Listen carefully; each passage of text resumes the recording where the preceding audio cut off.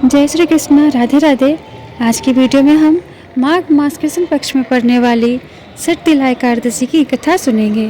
तो कथा है, एक समय तालभ्य ऋषि ने पुलत्स्य ऋषि से पूछा कि हे महाराज, पृथ्वी लोक में मनुष्य ब्रह्म हत्या आदि महान पाप करते हैं, पराये धन की चोरी तथा दूसरे की उन्नति देखकर ईर्ष्या करते हैं, साथ ही अनेक प्रकार के व्यसनों में फंसे रहते हैं, फिर भी उनको नरक प्राप्त नहीं होता। इसका क्या कारण है? वे ना जाने कौन सा दान पुण्य करते हैं जिससे उनके पाप नष्ट हो जाते हैं। यह सब कृपा पूर्वक आप कहिए। पुलत्स्य मुनि कहने लगे कि हे महाभाग, आपने मुझसे अत्यंत गंभीर प्रश्न पूछा है। इससे संसार के जीवों का अत्यंत भला होगा।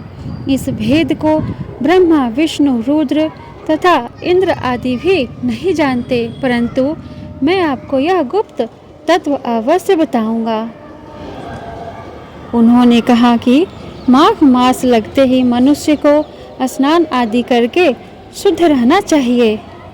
इंद्रियों को वश में कर काम, क्रोध, लोभ, मोह, अहंकार, ईर्ष्या तथा द्वेष आदि का त्याग कर भगवान का स्मरण करना चाहिए। उस नक्षत्र में गोबर, कपास, तिल मिलाकर उनके कंडे बनाना चाहिए। उन कंडों से 108 बार हवन करना चाहिए। उस दिन मूल नक्षत्र हो और एकादशी तिथि हो तो अच्छे पुण्य देने वाले नियमों का ग्रहण करे। स्नान आदि नित्य क्रिया से निवृत्त होकर सब देवताओं के देव श्री भगवान का पूजन करे और एकादशी व्रत धारण करे। रात्रि को जागरण करना चाहिए। उसके दूसरे दिन धूप, दीप, नैवेद्य आदि से भगवान का पूजन करके खिचड़ी का भोग लगाए। तत्पश्चात पेठा, नारियल, सीताफल या सुपारी का अर्घ्य देकर स्तुति करनी चाहिए। हे भगवान, आप दीनों को शरण देने वाले हैं, इस संसार सागर में फंसे हुओं का उद्धार करने वाले हैं। हे पुंडरीकाक्ष, हे विश्वभावन, हे सुब्रह्मण्य, हे पूर्वज, हे जगतपते, आप लक्ष्मी जी सहित इस तुच्छ अर्घ्य को ग्रहण करें। इसके पश्चात जल से भरा कुंभ ब्राह्मण को दान करें तथा ब्राह्मण को श्यामा, गौ और तिल पात्र देना भी उत्तम है। तिल स्नान और भोजन दोनों ही श्रेष्ठ है। इस प्रकार जो मनुष्य जितने तिलों का दान करता है उतने ही 1000 वर्ष स्वर्ग में वास करता है। तिल स्नान, तिल का उपटन, तिल का हवन, तिल का तर्पण, तिल का भोजन और तिलों का दान, ये तिल के 6 प्रकार है।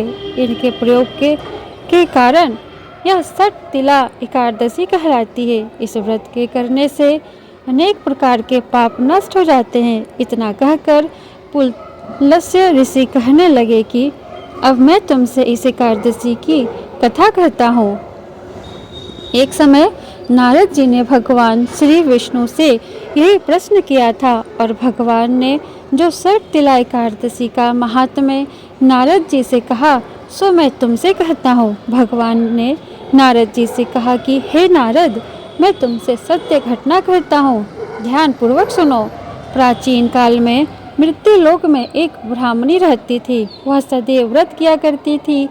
एक समय वह 1 मास तक व्रत करती रही। इससे उसका शरीर अत्यंत दुर्बल हो गया। यद्यपि वह अत्यंत बुद्धिमान थी, तथापि उसने कभी देवताओं या ब्राह्मणों के निमित्त अन्न या धन का दान नहीं किया था।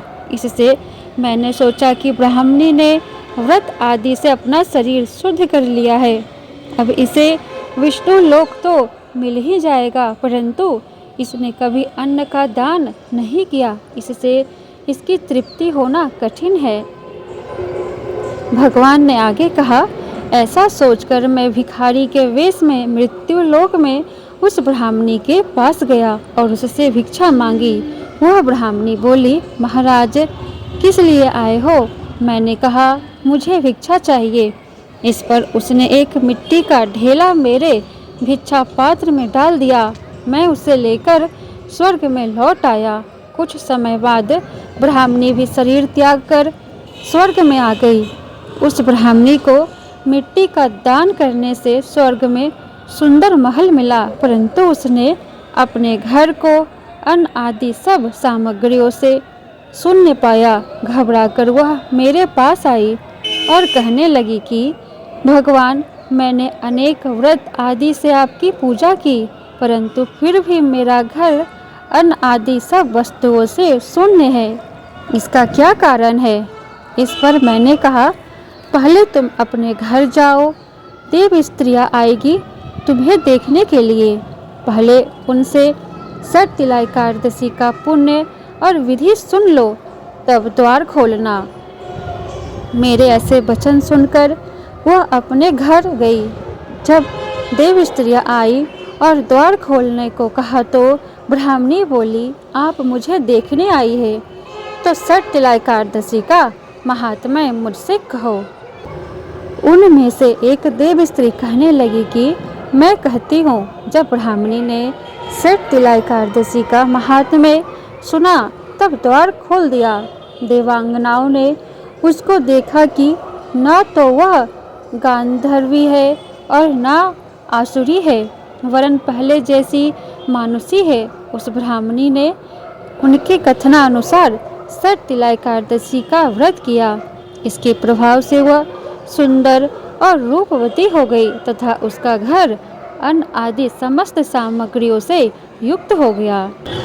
अतः मनुष्य को मूर्खता त्याग कर सततिला एकादशी का व्रत और लोभ न करके तिल आदि का दान करना चाहिए। इससे दुर्भाग्य, दरिद्रता तथा अनेक प्रकार के कष्ट दूर होकर मोक्ष की प्राप्ति होती है।